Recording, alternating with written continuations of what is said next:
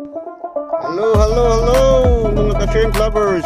Update na sa atong rope installation. Muna ron. Amo na ning na-install right side sa atong tank number 20.